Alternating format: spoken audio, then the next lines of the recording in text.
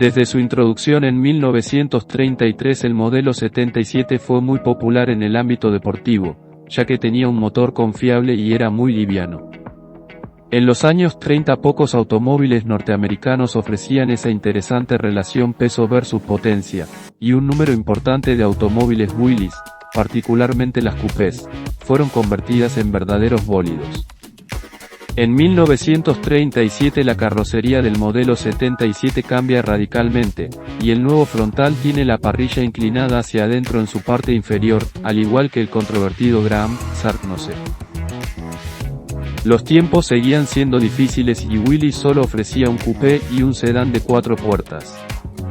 Aunque su línea era un poco extraña, se vendió relativamente bien, unas 63.467 unidades, en gran parte debido a su bajo precio de $500 a $600. En 1938 se añadió un sedán de 2 puertas al catálogo, denominado Clipper. En 1939 la línea de los productos Willys es más estilizada, particularmente a nivel del frontal.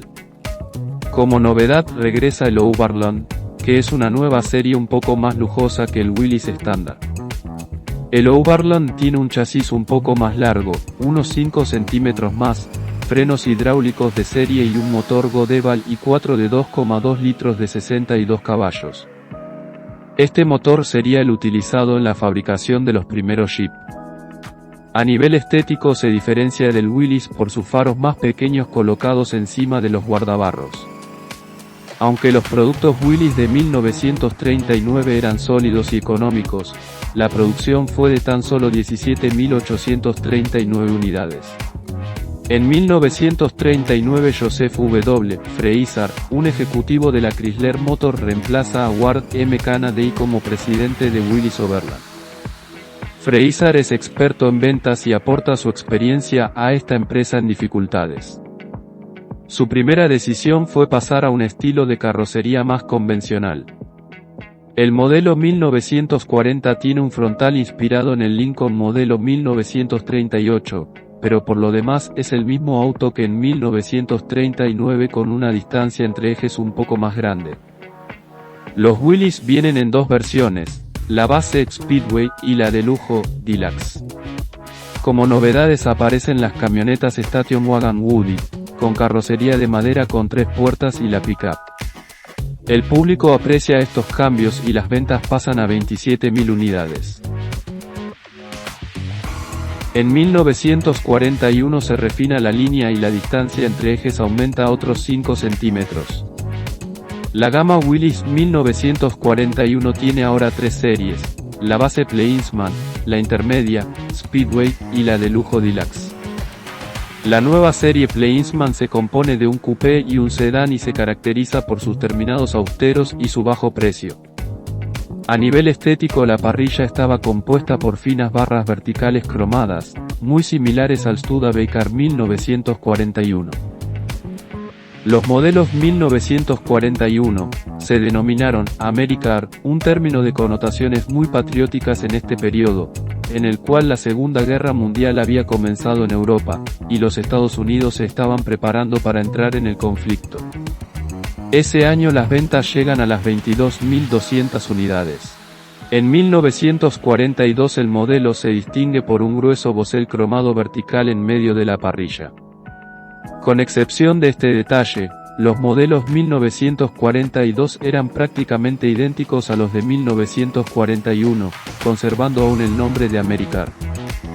En diciembre de 1941 los Estados Unidos entran en la guerra tras el ataque japonés a la base de Pearl Harbor, por lo cual de los 1942 solo se vendieron 7.000 unidades. A principios de 1942 se termina la producción de vehículos civiles, y las fábricas son destinadas a la producción de material bélico. En el caso de Willys Overland, la compañía se dedicó a la producción del célebre Jeep. Tras el final de la guerra consiguieron hacerse con la marca registrada del nombre Jeep, y las elevadas ventas de su versión civil CJ impidieron que la firma resucitara los modelos de preguerra, al tener que dedicar toda su capacidad productiva en esta versión del Jeep.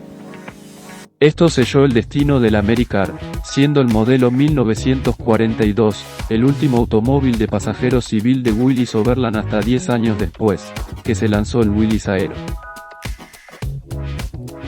Después de la Segunda Guerra Mundial llegó la moda de los autos modificados, hot rods. Las fallas críticas del motor de 4 cilindros, la falta de piezas de repuesto y reparación y la absoluta falta de asistencia de Willys, convirtieron a muchos vehículos Willys, en especial las coupés, en objetivos perfectos para la naciente comunidad de fanáticos de la modificación de automóviles. El motor Godeval fue reemplazado por muchas otras alternativas, algunas más débiles, otras mucho más fuertes que la especificación original. Junto con los Ford 1932 a 1934 se convirtió en uno de los favoritos para ser modificados, por lo cual hoy en día es prácticamente imposible encontrar una coupé Willys 1941 o 1942 en su estado original.